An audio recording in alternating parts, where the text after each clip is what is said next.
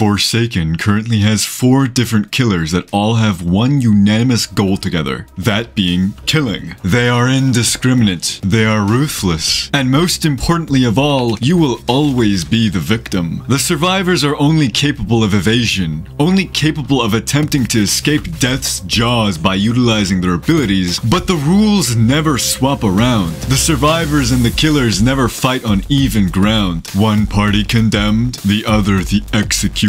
But tell me, how is that fair? How is it fair that they get to kill and kill without consequence, yet here we are, stuck in this dump, constantly left to flee at every turn? When you see your friends getting their head torn off, or their heart pierced, maybe even their neck snapped, you can't do anything about it. You just watch as a monster treats the job like it's nothing to them. The truth is, it's not fair. We are damned, tormented by the wrath of the very spirit that keeps us trapped within. So we'll keep playing this game, entertaining Spectre's desire. A desire that won't be satiated, dying over and over and over and over and over and over. Killers have run rampant. They have slaughtered hundreds of thousands. Yeah, well, no shit. That's their entire job. What are we supposed to do about it? If there was a simple solution, I'm sure he would have figured one out already. Have to agree with him on this one.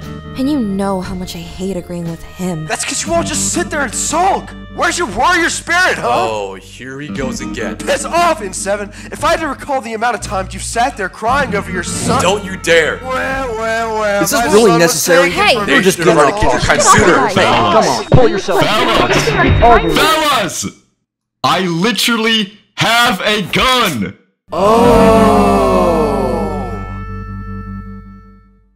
That's right. In order to fight on even ground with the killer, we have to use the power of gambling. No. Let me cook. Okay, listen. Realistically looking at it, Chance is basically the only sentinel capable of reliably using stuns. The other 2 sentinels in the roster are simply too risky. Guest having to predict an attack in order to land a punch, and Shedletsky having terrible range. Chance only suffers from something that isn't in his control, RNG, which at times can be incredibly punishing, but is still something that would be argued as a more reliable stun rather than a killer being able to evade your punch or swing. Not many people can outrun a bullet, after all. However, not only does the flintlock pistol have the easiest stun to land, it deals the most damage out of every sentinel, that being a whopping 50 damage. Now, if you take a killer like Cool Kid and take a look at his HP, you'll start to notice how every single shot deals almost 7% of his maximum HP. I mean, this is so free. Theoretically, all you need to actually do to kill the bastard is have 7 more chances in the game with you. I mean, on paper, it should be as easy as having every chance landing a shot, which would deal 400 damage accumulatively. Wait the cooldowns out and do this again, the Cool Kid would be dead in no time. But a problem immediately presents itself. Hinging your success on a 50-50 coin toss is quite unreliable. Sometimes you'll be flipping your coin just to get 3 charges and realize you're already at 10 weakness stacks, and now you're about to die. Not only that, but naturally everybody at the start of the round attempts to reroll their HP above 100, as chances can't spawn with above 100. This means precious time that could be spent shooting is instead wasted on trying to increase survivability. And then there's shooting yourself. This is the ultimate killer, and in fact is what thins the herd most of the time. So instead what we're looking at most of the time is around 4 to 5 chances actually doing the heavy lifting, while those unfortunate enough early in the round die out. There are some strategies you can employ. Chaining is one of the most effective strategies, in which one chance will fire their gun to land the stun. Then, when the killer is stunned and completely vulnerable, every single other chance in a 1-mile radius hops out of the woodworks to absolutely riddle the killer with bullets. Since our priority is damage and not stunning, this is where the bulk of our DPS will be coming from. This even allows some chances who are unlucky enough to have their gun blow up on them get away scot-free. Now, it can be easy to get greedy and fully stack chance, but having a single builderman on your team can actually be crucial to victory. That dispenser being able to passively heal chances while they're flipping their coin, or the sentry getting a killer to force stop a chase can be truly imperative. Once the Cool Kid begins limping, we know we're halfway done, and all it'll take is a few more rounds of lead, as long as our guns go off. As long as... Fortunately for us, Cool Kid is very fragile, so even with the amount of throwing we're doing, we're actually on the verge of killing them. Okay, one more bullet. Come on, here we go. I'm taking the shots! No, I missed! Okay, surely I land the shot this time. Here we go. Come on. Come on. What? Another win for the absolute peak support character. Well, that's it. We killered the killer. The target is eliminated. We saved Forsaken. Everyone can rest easy. Prepare yourself. Alright. Come on, let's be real. It couldn't be that easy. There's still 3 entire more killers to go through. See, and here's where things start to become slightly more problematic. Cool Kid has 800 HP. 1x, on the other hand, has 1,110 HP. That is a plus 310 increase. I do wonder why it isn't 1,111 though. Well, anyways, this proves itself to be immediately more of a challenge, as chances dying early on and not firing their gun will inhibit the success of the run later on. I mean, you can see that I miss here, losing out on precious damage, but it's not all gloomy since nobody has died yet, as long as I don't miss again like last time.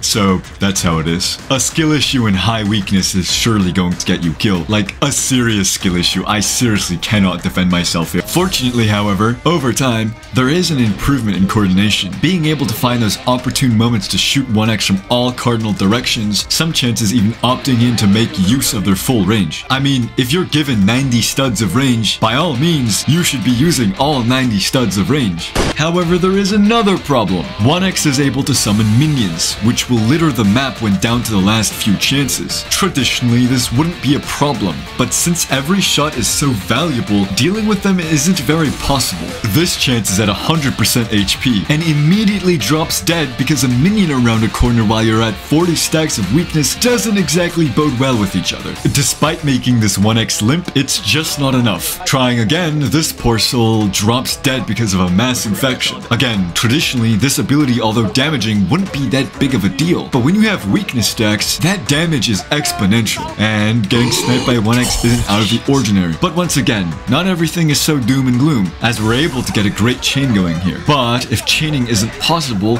you can always be a hero.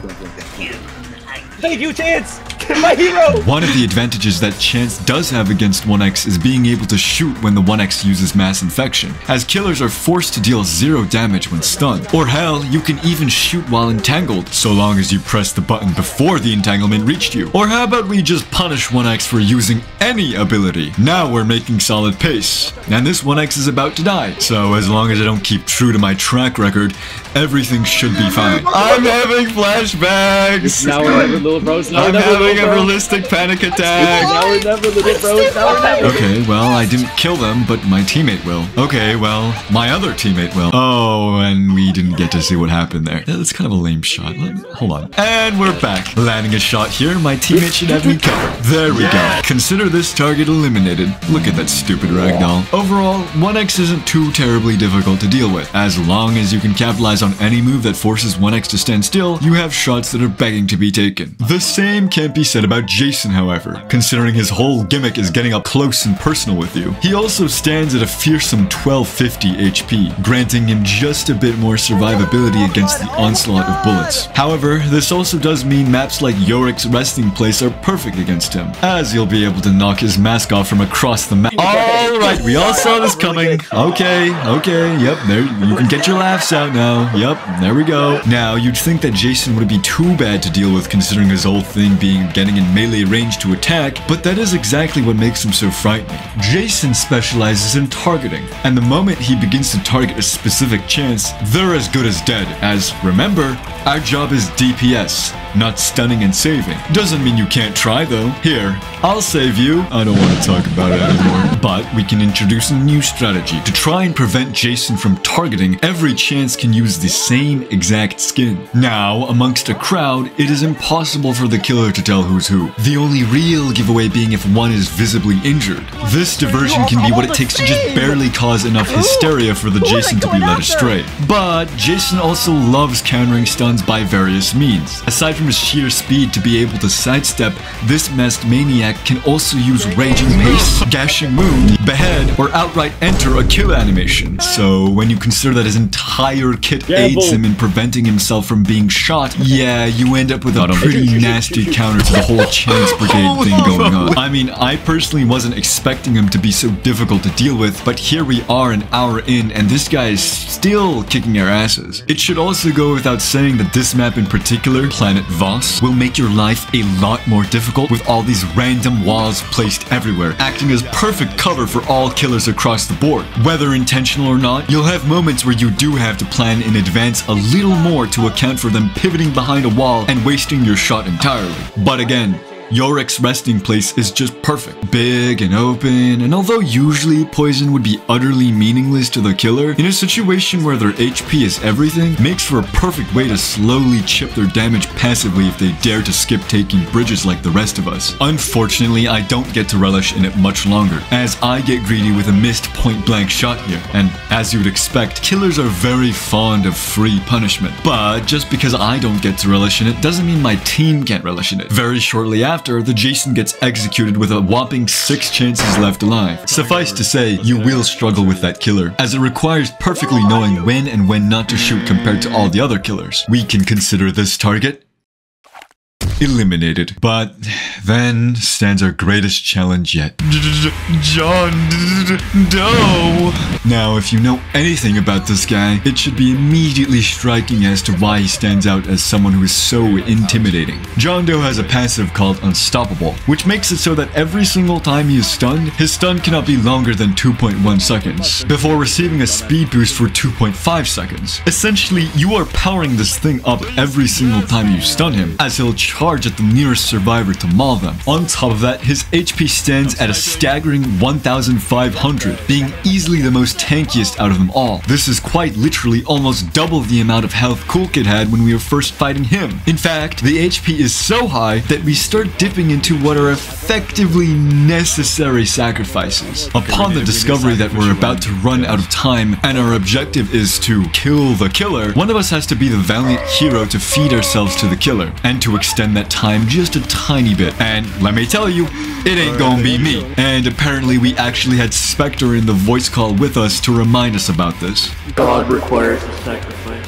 With everything stacked against you, it does make John Doe quite the adversary to our Executioner squad lineup. Pair that with the competency of our team, yeah, this isn't going to be easy. But with steady progress being made, we are able to make John Doe limp after a few attempts. And... no!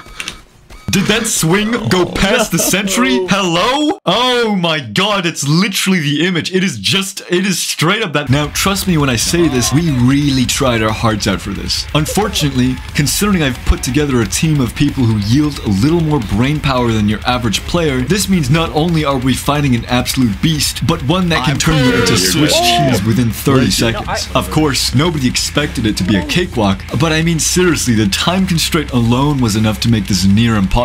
Yeah, that's right.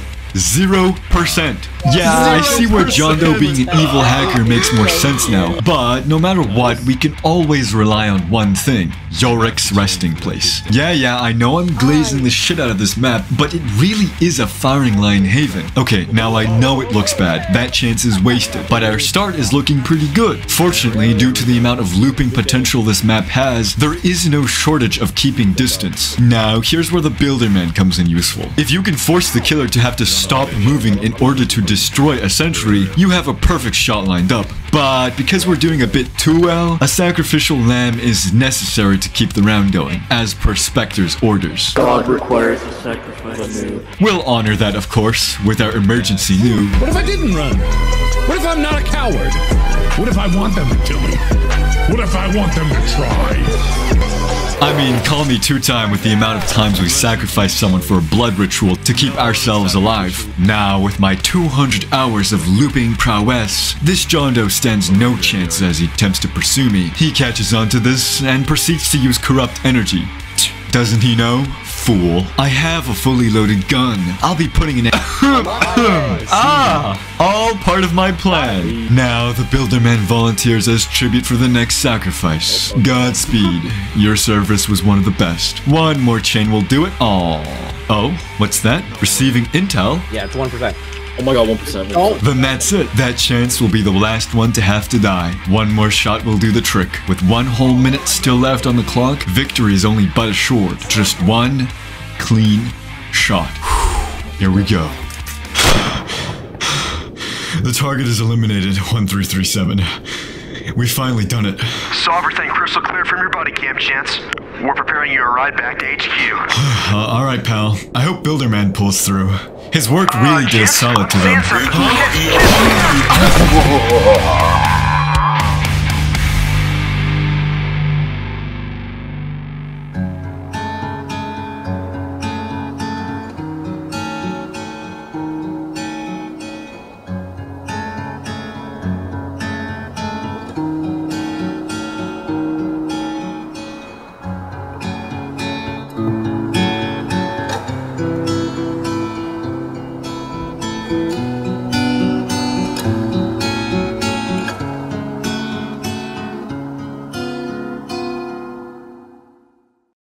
What do you think his final words would have been?